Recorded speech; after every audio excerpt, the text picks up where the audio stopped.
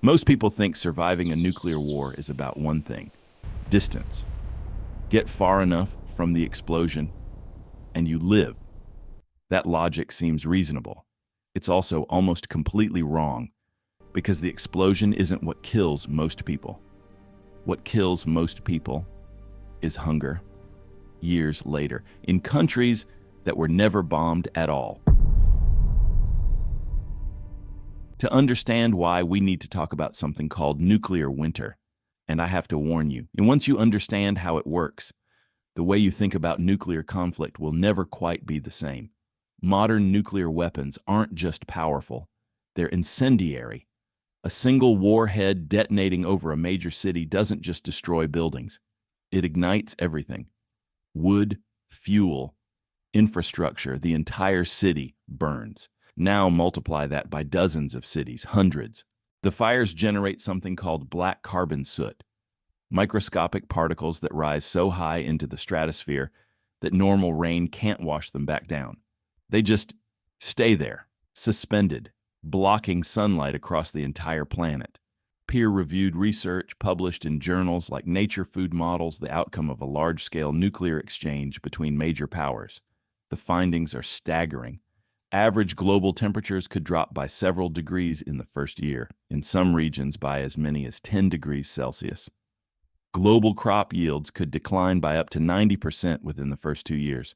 90%. Think about what that means. Supermarket shelves go empty, supply chains collapse, fertilizer production stops, and the countries hit hardest wouldn't be the ones that launched a single missile. Research suggests that in a major nuclear conflict scenario, more than 5 billion people could die. Not from radiation, not from blast waves, but from starvation, in countries that were never part of the war at all. So here's the real question, the one that actually matters. When the sun goes dark and the global food system collapses, where on Earth can still feed itself?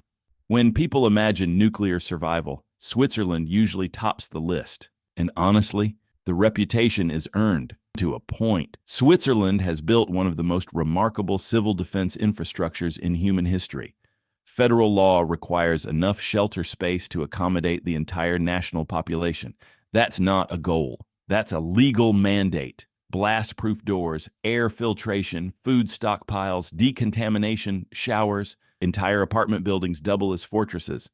But here's the problem. Bunkers are a short-term solution. You can survive 3 months underground. You cannot survive 3 years. And Switzerland's agricultural land is limited, mountainous, and heavily dependent on imported food and fertilizer.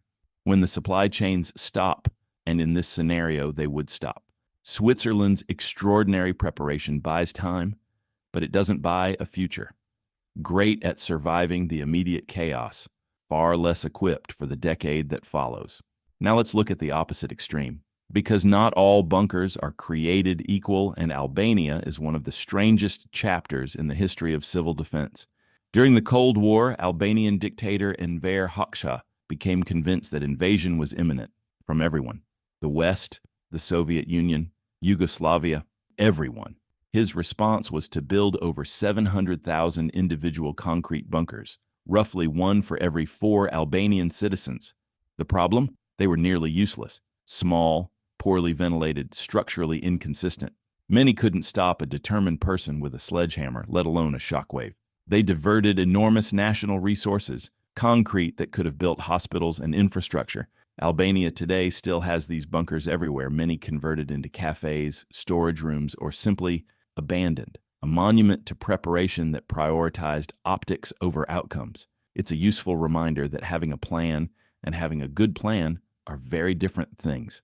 If you were designing a country from scratch to survive a nuclear winter, you'd probably end up with something that looks a lot like Australia or New Zealand. Start with geography. Both nations sit in the southern hemisphere, far from the major population centers where conflict would concentrate. They're geographically isolated in a way that meaningfully reduces fallout risk. Prevailing wind patterns and ocean distances provide a natural buffer, but the real advantage is food. Australia produces roughly 3 to 4 times more food than its domestic population consumes. It's one of the largest agricultural exporters on Earth. Wheat, cattle, sheep, dairy. Even under nuclear winter conditions with reduced yields, Australia's agricultural capacity, land mass, and low population density create a scenario where domestic food production could still sustain its people. New Zealand adds another layer: smaller population, strong agricultural diversity, access to geothermal energy that doesn't rely on a functioning grid or fuel imports. In the models that researchers use to project post-nuclear survival, these two countries consistently rank at or near the top for long-term habitability. The pattern is clear. The countries best positioned to survive aren't the most militarily powerful. They're not the most technologically advanced. They're the ones that can grow food without the rest of the world. Iceland presents one of the most fascinating and complicated cases in this analysis. On one hand, Iceland is genuinely extraordinary in energy terms. Nearly 100% of its electricity comes from renewable geothermal and hydroelectric sources. No oil imports, no coal. Lights would stay on even if global fuel trade collapsed overnight. And Iceland has robust fishing access. The North Atlantic fisheries could provide meaningful protein. So far, so good. But Iceland imports roughly 60% of its food: grain, vegetables. Much of its caloric foundation comes from abroad. In a world where global shipping and agriculture have both collapsed, that number becomes a death sentence in slow motion. Iceland can keep the lights on. It cannot necessarily keep people fed. And in a nuclear winter scenario, the one problem you absolutely cannot afford is food. Iceland teaches us that partial preparation isn't enough. You need both. And food is the non-negotiable one. There's one place on Earth that was built specifically for the scenario we've been describing. Not to shelter people, to shelter the future. The Svalbard Global Seed Vault sits deep inside an Arctic mountain in Norway, roughly 1,300 kilometers from the North Pole. It contains over 1.3 million seed varieties from almost every nation on Earth. Wheat strains from ancient civilizations, crop varieties that have evolved resistance to specific diseases, genetic diversity that took humanity thousands of years to cultivate. The core purpose is this: if global agriculture collapses, whether from nuclear winter, disease, or ecological catastrophe, and surviving populations eventually need to rebuild their food systems, the seeds to do so exist here, protected by permafrost, powered by the natural cold, designed to remain viable for centuries.